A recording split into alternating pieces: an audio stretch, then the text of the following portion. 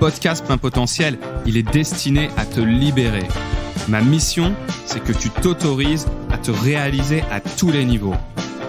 Je suis Arnaud Amoyal-Renard, voici mes confidences de coach et d'entrepreneur. Aujourd'hui, j'ai envie de vous livrer mes confidences sur ce sujet de la peur. Et j'ai choisi un titre qui fait pas très peur, mais qui est assez décalé, je trouve. C'est « Affronte tes peurs, quoi qu'il arrive ». Faux. Et oui, c'est faux. Pourquoi ? Eh bien, je vous le dis tout de suite. Déjà, oui, je plaide coupable puisque je vous ai dit que affronter ces peurs relevait du courage. Que le courage, c'est j'ai peur, mais j'y vais quand même. Donc oui, je maintiens qu'il est illusoire de croire que quand tu as confiance en toi, eh bien, ça veut dire que tu n'as pas peur et qu'à ce moment-là, tu passes à l'action. On progresse, bien sûr, quand on sort de sa zone de confort. Et le drame, c'est que beaucoup de gens attendent d'être confortables pour bouger. Or, si tu attends d'être confortable pour bouger, tu risques de jamais vraiment bouger. Maintenant qu'on s'est dit ça, il y a une étape préliminaire avant de dépasser, d'affronter ces peurs. Déjà, il faut en prendre conscience. Et tu as des peurs qui sont totalement conscientes et des peurs qui sont inconscientes. Exemple de peur consciente, par exemple, moi j'ai pas mal de clients qui viennent me voir en me disant « Voilà, moi j'ai peur de parler en public ». Ça c'est une peur assez consciente. Ça veut dire que la personne, elle a identifié que cette situation-là lui faisait peur. Okay, là on est clairement sur une peur consciente. Et une peur plus inconsciente, c'est que quand on creuse le sujet, donc c'est souvent la peur de la peur, c'est ce qu'il y a en dessous. Parfois, c'est pas forcément lié à une peur qui a émergé, mais dans l'exemple que je vous donne, la peur inconsciente, ça serait, en fait, j'ai peur de me faire rejeter. Tu vois que c'est pas la même chose. Si tu ne te concentres que sur la technique de parler en public, développer tes compétences, oui, peut-être que la personne va finir par être à l'aise, mais il n'empêche qu'elle risque d'être encore impactée par cette peur sous-jacente qui est la peur du rejet, qui est une peur primaire qu'on a tous, mais qui est plus ou moins exacerbée en fonction de l'histoire de vie notamment. Alors, avant d'aller comme un gros bourrin affronter ta peur, eh bien, déjà, il faut que tu puisses écouter le message qu'elle a à te livrer. Parce que la plupart du temps, une peur, elle est là, pas pour t'embêter, mais elle est là pour te protéger. Exemple, si j'ai peur de parler en public, c'est pas juste pour me bloquer. C'est sûrement que j'ai un mécanisme intérieur qui veut que j'évite la douleur de me sentir ridicule. Ça ne veut pas dire que je vais être ridicule, mais c'est l'évitement de la douleur possible d'être ridicule.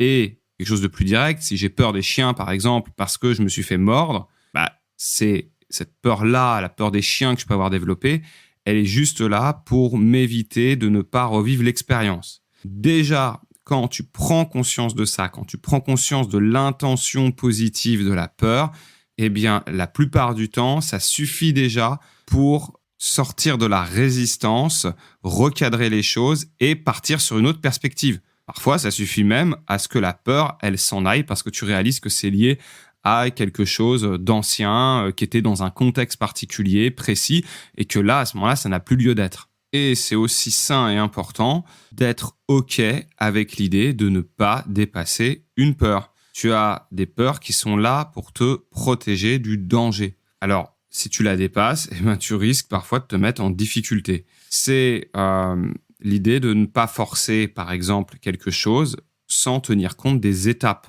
Parce que si tu as une peur qui est là pour te limiter et que toi, tu forces à fond sans respecter peut-être une étape rassurante, eh bien, tu risques de te mettre en échec. Et si tu as une confiance fragile à ce moment-là, tu peux tout à fait te mettre encore plus en perte de confiance. Donc, dans mon exemple, si tu as peur de parler en public, commence pas par faire une conf devant 50 personnes. Commence déjà par t'entraîner devant tes amis, devant une poignée de personnes. Et en y allant progressivement, à un moment donné, tu vas être rassuré et tu pourras aller faire ta présentation devant plus de monde. Ça peut parfois créer plus de problèmes que d'amélioration ou de positif. C'est pour ça que, par exemple, quand tu fais du coaching, de la thérapie, la personne qui t'accompagne, elle vérifie que atteindre ton objectif et donc parfois dépasser une certaine peur est ce qu'on appelle dans le jargon coaching thérapeute écologique. Ça veut dire que une peur, parfois, elle te garantit une certaine stabilité. Je te donne un exemple. J'ai eu par exemple des clients qui me disaient être totalement bloqués par rapport à la peur de se lancer à leur compte. Parfois, cette peur-là, elle est totalement justifiée quand par exemple tu as une famille à nourrir, que tu as des problèmes de couple. Eh bien, c'est peut-être l'idée de ne pas se lancer n'importe comment, de sécuriser d'une certaine manière. La peur, dans ce cas-là, elle va être là pour préserver tes acquis, préserver ce qui existe déjà. Alors, dans quel cas tu dois réellement affronter, dépasser ta peur ?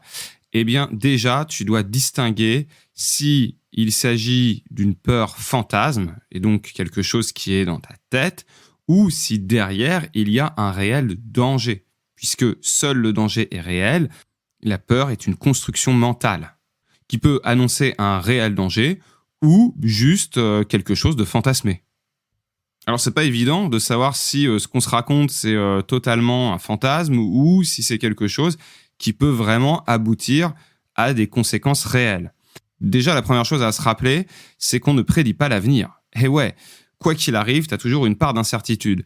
Je peux te dire que j'ai vu un tas de situations dans mes accompagnements où une cliente me certifiait que ça allait se passer comme ça si elle mettait en place telle ou telle action. Et au final, eh bien, ça se passait pas du tout comme ça. Et pour des choses, parfois, il y avait une charge émotionnelle incroyable. Là, comme exemple, je peux te donner une cliente qui était persuadée que si elle avait une discussion avec sa mère sur un sujet qui l'avait marqué pendant son enfance, sa mère allait totalement la renier, allait la rejeter, allait rentrer dans une colère monstre. Et en fait, la réalité, quand ça s'est produit, c'est que sa mère, à ce moment-là, l'a prise dans ses bras pour la première fois de sa vie. Elle était totalement sur le cul, elle n'en revenait pas. Et pourtant, elle s'est censurée, elle s'est empêchée de passer à l'action et d'avoir cette discussion pendant des années, juste parce qu'elle s'était raconté que sa mère, à ce moment-là, allait la renier, la rejeter, et c'est tout l'inverse qui s'est produit.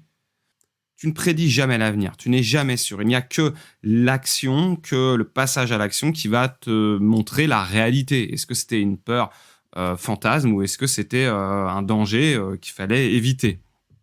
Ça, c'est déjà voilà, de s'en rappeler, ça va te permettre plus facilement de dédramatiser et de te dire « Ok, peut-être que ça vaut le coup de tester parce que je suis peut-être juste en train de me raconter quelque chose. » La deuxième chose, c'est d'être OK avec les conséquences, qu'elles soient réelles ou qu'elles soient juste dans ta tête. Si par exemple, je reprends mon exemple d'entrepreneuriat, je me lance à mon compte et je suis OK avec les conséquences, par exemple, de perdre un peu en niveau de vie au départ, alors à ce moment-là, je vais passer plus facilement à l'action. Ça veut dire j'accepte la conséquence, j'accepte le risque. Est-ce que je suis OK avec le fait d'avoir des tensions dans mon couple parce que je vais me lancer, parce que on va pas avoir le même rythme, parce que je vais peut-être moins ramener d'argent qu'avant, etc. Si je suis OK avec ça, alors je vais pouvoir y aller plus facilement.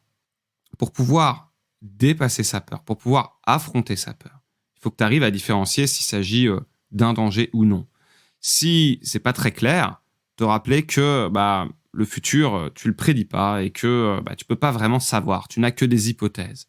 Et ensuite, l'important, c'est de se souvenir que les conséquences, c'est ça qui nous met mal à l'aise. C'est par rapport aux conséquences. Et si du coup, les conséquences, j'accepte de les payer, j'accepte de les vivre, eh bien, à ce moment-là, la peur me fait déjà moins peur et je suis OK dans ce cas pour m'y confronter, pour les dépasser.